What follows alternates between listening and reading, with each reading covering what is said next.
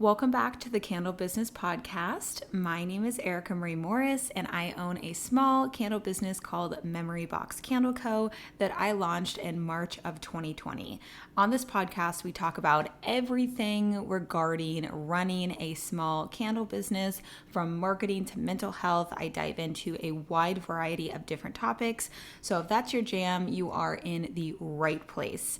And if you are brand new to the podcast, you've never heard of me before or anything that I've talked about, I do want to share with you that I have a free guide for you. It is a candle business launch checklist. So it is a checklist that you can go through when you are wanting to start your candle business. And even if you've already launched, this can help you out just to see different things that you may not have thought of as you are getting through the process of starting your own candle business. So you can go to ericamariemorris.com/checklist. You join my email list. I send out one, maybe 2 emails a month, just helpful information and tips and all that.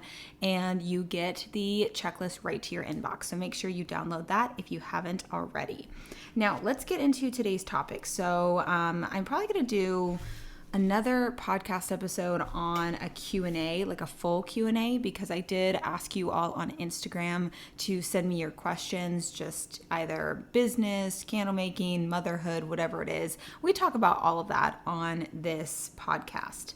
So let's get into today's topic, which is just sales. Man, this is the most highly asked question. Whenever I do Q&As, this is the most highly asked question, or frequently highly asked. I don't know. You know what I'm talking about. Frequently asked question.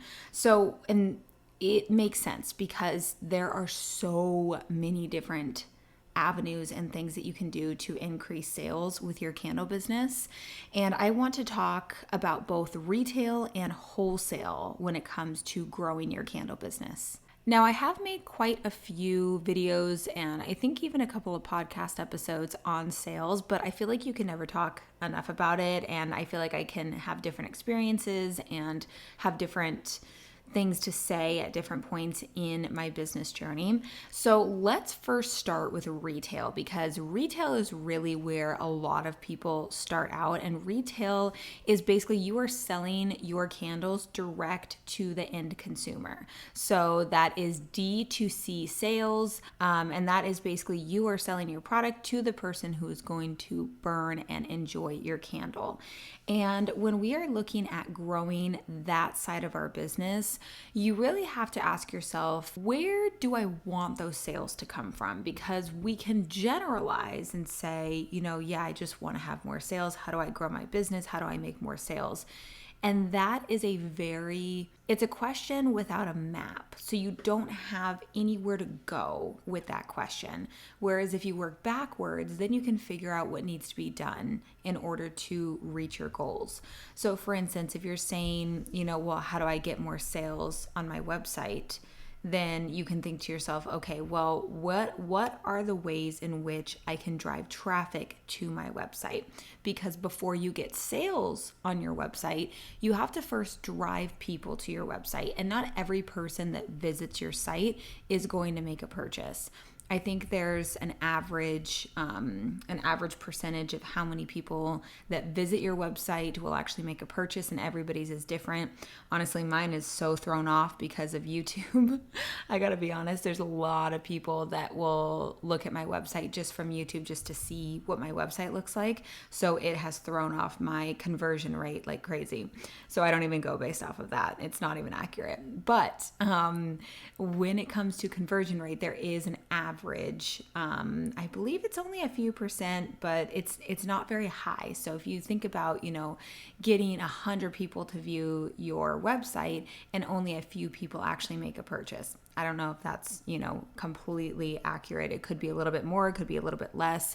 Every business is going to be different with that. And you'll learn and kind of get an understanding of your conversion rate.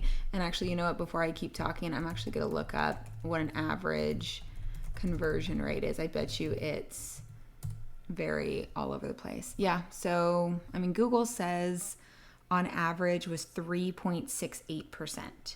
So, 3 to 4 people out of every 100 people that visit your website is going to make a purchase. So, how are people going to actually find your website? I feel like that is the hardest part about starting a business and trying to grow your business is, okay, well, I want more sales online, but how do I actually get people to my website? So there's a lot of different things that you can do. And I think that that is probably the most confusing part, is that there's so many different things that you can do that it's hard to have a clear pathway and a clear roadmap to what exactly you should be doing in order to get the results that you're looking for.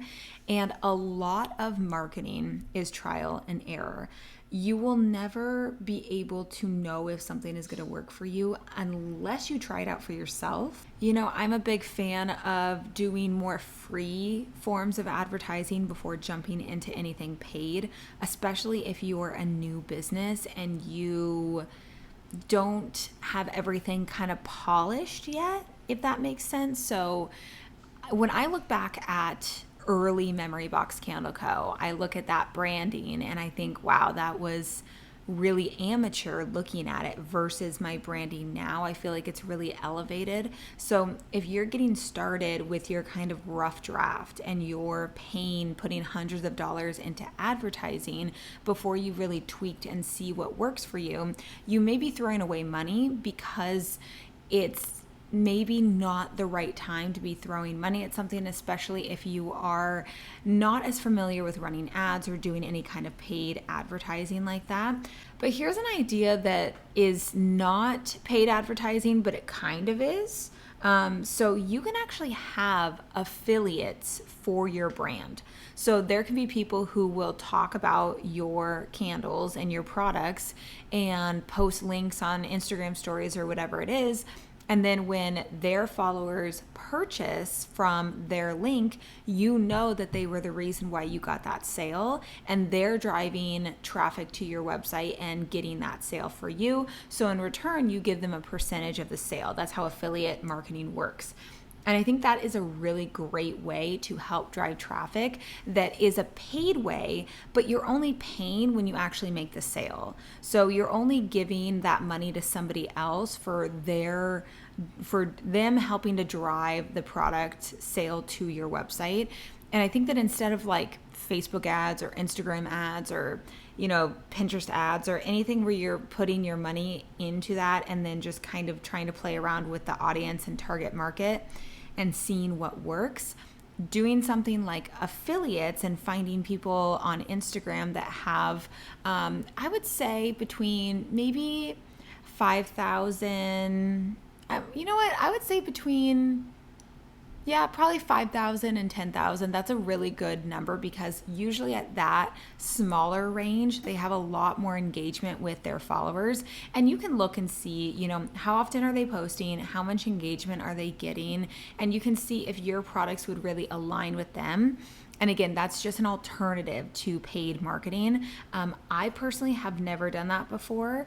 Actually, you know what? That's not true. I have done that before.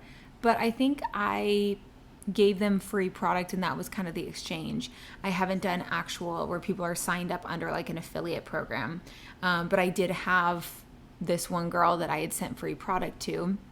And my recommendation for that, if you're just doing it that way and you don't have an actual affiliate program that you're working with, is make sure you give them some kind of coupon code or something that their followers can use at checkout so you know how many of the sales are actually coming from them, so you're not putting your money into the wrong area where you're not actually getting any sales from all of that.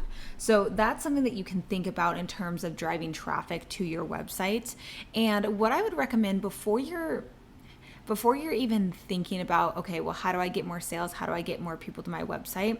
Make sure that, again, your branding, your website layout, all of that is how you want it to be. I understand when you're getting started with your candle business, especially if you've gone through months and months and maybe even a year or longer of testing, you're so excited to just get going with sales and to just sell your product.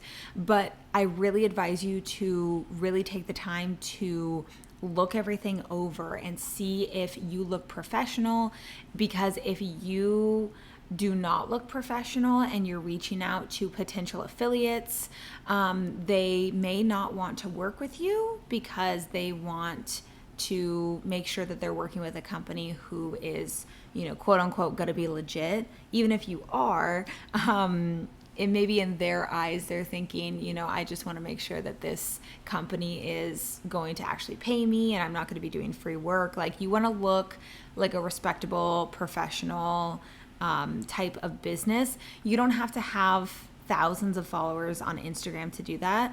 I recommend always, and I think I recommend this in almost every episode and YouTube video now, your photos are everything. So make sure that you either take really good product photos or you hire somebody to do it for you, because that is going to make or break your connections with potential affiliates or clients or customers or other retailers. And we'll get into wholesale in just a moment. But this is something that I think that you can look into if you are really wanting help with driving traffic. Because to be honest, when it comes to SEO, not that SEO doesn't work or anything like that, but I would say that working with affiliates and doing other forms of marketing is going to be potentially more worth your time than really spending a ton of time trying to optimize your SEO in hopes that you're going to rank really high on search engine. And SEO is search engine optimization. So you absolutely want to make sure that you are using the correct keywords that describe your product well on your website. But I wouldn't recommend just completely like going 100% only focusing on that and hoping that that is going to be the main thing that's going to be driving traffic, because we are in an industry that is, people love to use the word saturated, so I will use that. But there's a lot of people selling candles. So if there are hundreds of thousands of people selling candles, in the search engine, it will be more difficult for your website to pop up when somebody types in keywords. So that is something to keep in mind. I do recommend SEO and, making sure that you are doing your best with choosing the correct words and keywords on your website that describe your products. But I think that there are so many other things that you can do that you have a little bit more control over that's going to actually bring people to your website. So something else that I can give as a suggestion for you is to collaborate or have some kind of partnership on maybe a giveaway or a bundle or whatever it is with another brand that is similar to yours. So if you look at your branding and okay, this branding that I have is going to appeal to this type of audience, and you do a search and try to find another brand that is similar to yours but not the same, complementary, that you can partner up together and do a collaboration and a partnership that is going to be mutually beneficial to both of you. Hopefully with somebody who has a similar following to yours, and definitely somebody who is going to complement your brand. So if you sell candles, maybe you want to partner with a bath and body company that sells, lotions and body washes and bath bombs and that kind of stuff. Those two go really hand in hand. So you can spend some time looking at that, and that will help each of your audiences get to know the other company. So that is the main thing, is that you want to try to align yourself with a company who has a target market and a customer base that would also really enjoy your products as well. And that will help to give you a wider audience that is going to be exposed to your products and who may, be interested enough to also follow you and also purchase directly to your website. And one thing I also want to add on here before I move on to more talking about wholesale, because I did have somebody say, how do you get sales on Fair? And I have a couple of tips that I haven't shared. I don't think I've shared in any of my videos. But I also just want to say that when it comes to getting more sales on your personal retail website, is a lot of it can be really simplified as you are building a brand. You're not just selling candles.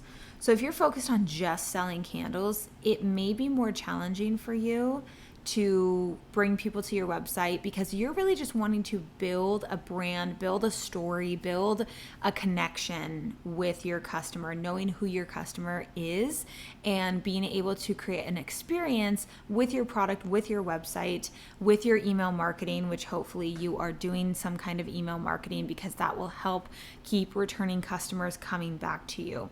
That is our highest sales that we get. To be honest, we have a ton of return customers that order from us all the time. I'm always seeing the same names pop up on our Shopify sales page because if you have a customer that loves your products, they can be a customer for life and you want to keep them coming back. So that is a huge thing when it comes to actually getting those return customers. But if we're looking at, driving traffic to your website and getting those customers in the first place, how do I actually get people looking at my website? I would say the biggest takeaway from this episode is people will not know who you are unless you tell them who you are. So you have to try to put yourself out there in as many different ways as possible. So we're looking at, Instagram, Reels, TikToks, if you want to start a YouTube channel, if you want to run Pinterest ads, or even just starting a blog on your website. This is a great way to drive SEO to your website that is separate from searching for products. So if you are connected to a certain kind of niche, or let's say you are connected to some kind of charity.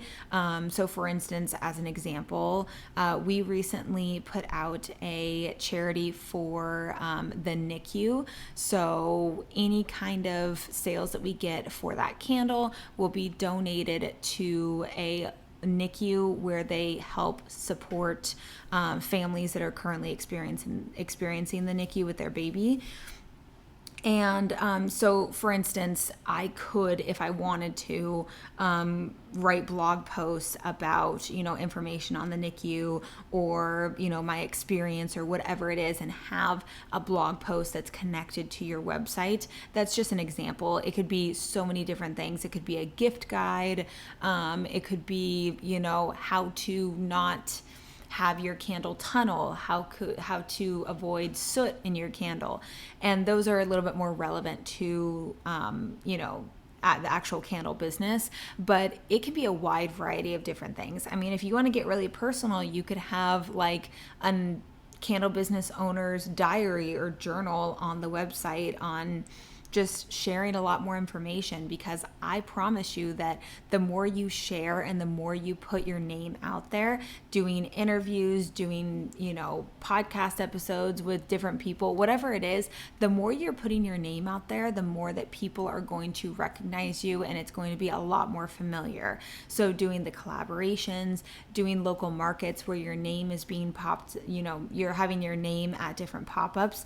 Just think about it as, where can I get my name out there, and how many different areas can I get my name out there? Because that really does make a difference. I think that it's, somebody has to see or hear about your product 7 times before making a purchase. Some people will, have to have that happen. Of course, there will be people that will purchase right away, but some people need, 5, 6, 7 times of seeing your brand.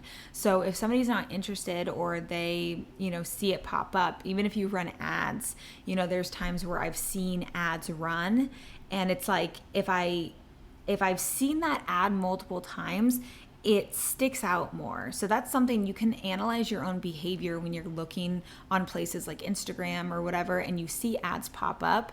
Try to really be focused on what stands out to you. Why did this certain ad stand out to you? Is it because you've seen it before? Is it because it looks, just eye-catching and beautiful, or whatever it is? These are the things that you'll want to make note of in your head, because you can then recreate that for your own brand. Now, let's go ahead and get into wholesale, which is always super fun to talk about. So when it comes to growing your business wholesale, so again, we have only been really selling wholesale on Fair for the last year, but we have been selling wholesale for the last couple of years, but as soon as we joined Fair, it's really just kind of skyrocketed a lot more. And I think that when it comes to selling wholesale and you're on a platform like Fair, you can utilize Fair kind of like Etsy to where you can get sales just organically through their search and through whatever algorithm they have on Fair, which is where most of our sales have come from. But I think the main reason why we have been consistently getting sales, and I was thinking about this because I had somebody say, how do you get sales on Fair? I can't get any, or I've only gotten one. And I really had to think to myself, what is different? What would be different about our business and our brand versus somebody else who maybe could look the same way or have really nice photos, and you're looking at your Fair page saying, hey, I have really good photography, I have really good packaging, I filled everything out, the SEO is good, and you're still not getting any sales. So the only thing that I can think of when it comes to getting sales on Fair and consistently getting sales is I think that we're always logging in. So I don't know how the algorithm works on Fair. I really don't know. But we're always logging in to the platform. We log in every single day, probably multiple times a day to check on everything, always tweaking little things, always, messaging the buyer. So that is a huge tip that I have, is anybody that purchases from you to message them right away and thank them for their order and just let them know when it's going to be fulfilled and any other information you want to tell them. We send messages to everybody that places an order, even if they're a repeat buyer from us, just to thank them again for the order. And I think that maybe that has something to do with the ranking on Fair. Again, I don't know how their algorithm works, any of these platforms at all. It's like impossible to know what works. It feels like you're always chasing things. But when it comes to Fair, I think that any platform where you are engaging, they're going to favor you. That's my thinking. If I had a platform, if I owned a platform like this, whoever was engaging on the platform and actually showing that they spend a lot of time on there, I would reward them with, better rankings. That's my thought process with it. So I'm always, we're always logging in, always responding and sending messages. And, I started that right away, pretty much last summer when I got on, because I actually was kind of led astray a little bit from some of the Fair videos that I watched on YouTube, where they had recommended to, or not really recommended, they had just stated that, any kind of sale that you get on Fair is kind of like a hands-off, you don't have that connection with the retailer, so there's really no communication. And I think it was the second retailer that ever purchased from me, she sent me a message, and that kind of opened up that communication. And she had asked about, a scent discovery pack, and if we had those, and I had never heard of that before. So I was honest and told her that and asked her, what is that? And she was really sweet and just let me know. And that kind of opened up that communication. So from that point forward, I said, okay, so these are real people. These are real, people who are owning their retail shop. And if I can't talk to them in person or over the phone or whatever it is, I want to make note that, open up that line of communication to where if there's an issue or anything that happens, there's that open line of communication that I've started since the beginning, and hoping that that is something that I want to, continue a future relationship with in terms of more and more sales from that retailer. So that was something that I had been thinking about. I think that the more active you are on the platform, the more engaging you are on the platform, I could see whatever algorithm is out there, I could see that being something that makes a difference in your overall success on the platform. Now, if you are just on the platform and you just got started with it and you still haven't gotten any sales, I would definitely recommend, if you're first on Fair, to definitely take advantage of the 2-week like promotion that they do. So make sure that you have everything filled out, your full catalogs on there, your photos, everything is how you want it to be, and really spend a lot of time on it, making sure that it's as good as you can possibly get it, so that, you know, when they're advertising your new business on Fair to all of these retailers, that it's a lot more likely for these retailers to want to purchase from you. So that is something to think about, is just make sure that everything is, you know, up to standard, I guess you could say, as best as you can do in those first couple of weeks, and not just kind of letting it go to the wayside like I did the first time that I joined Fair a few years ago, and I didn't put any effort into it, and it really made a huge difference. You really want to make sure that when you join something like Fair, that you have everything ready in terms of your photos and your products and all that kind of stuff, that you're ready to take that on and make your whole shop look as good as it can be. But also, something before I end today's podcast episode is that don't just rely on the traffic from Fair. Get your own retailers. Go out and get your sales. Search for different retailers that you think would actually be a good fit. Don't just look for anybody and everybody that owns any kind of retail shop. Really research on them, figure out who they are, figure out what kind of products they sell in their shop, and see if your products would actually be a good fit or not. That's really important.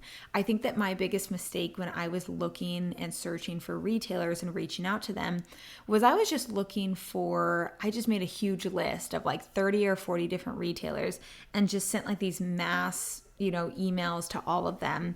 And I'm doing the complete opposite now. I have a small list of, I think, 6 retailers, and I'm really, really being specific and learning about them, learning who they are, learning if we're actually going to be compatible as a wholesaler and a retailer. And then I do have plans on sending them free product to actually see the product in person. And I am a huge proponent of free product, of sending free product, whether that's to direct to consumer or a potential retailer.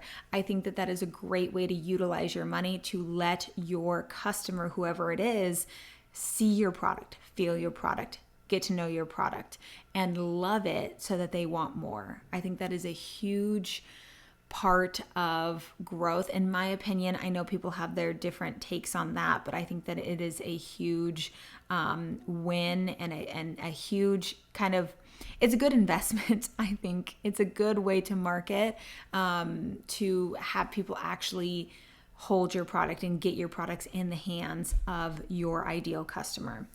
So that is what I wanted to talk about in today's podcast episode, is just increasing sales, how to grow your candle business, both retail and wholesale. I feel like this topic can be talked about in so many different ways, but I really hope you enjoyed today's episode, and I will see you in the next one.